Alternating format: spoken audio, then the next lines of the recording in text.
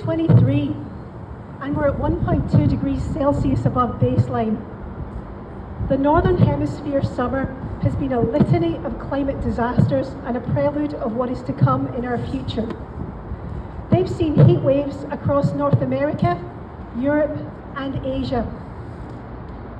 They've seen wildfires in Canada and Greece to an extent they had to evacuate over 100,000 people.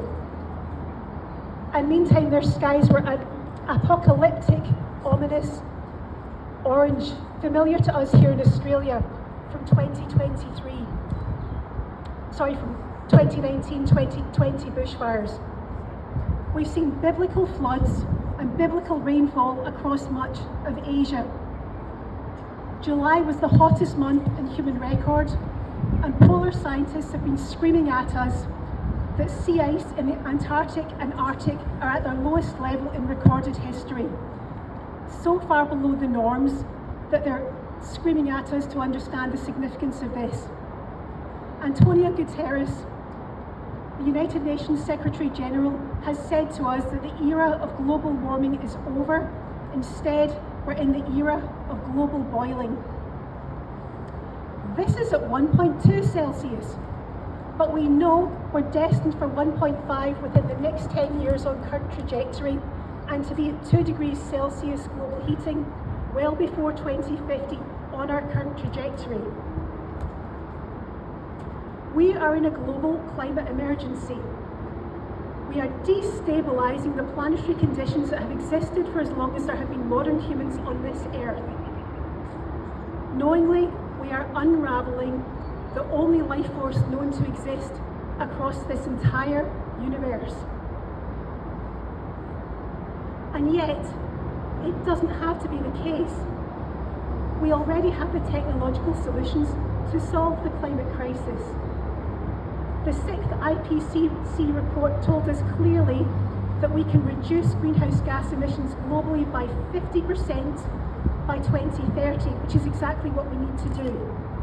What we need to do is dramatically reduce and end coal, oil and gas, dramatically escalate renewables and electrify everything. We have the technological solutions. What we don't have is the time. We are now 1/3 of the way through the decade that's going to determine the outcome of the climate crisis. And yet emissions from Australia are still rising, including in the recently published quarterly report. We're still opening new oil and gas fields, including Western Australia's own Burrup Hub, courtesy of Woodside, which is destined to add 12 times Australia's national emissions to our balance sheet. We're still subsidising fossil fuels to the tune of $11.1 billion last financial year. And our beautiful Kimberley is at threat of fracking, unconventional oil and gas extraction that's going to cause massive environmental damage and is all designed for exporting oil and gas to other countries to line the pockets of multinationals. This is all happening despite our politicians, both federally and here in Western Australia, having a clear mandate from the electorate for action on climate change. And yet, despite this, they are failing us.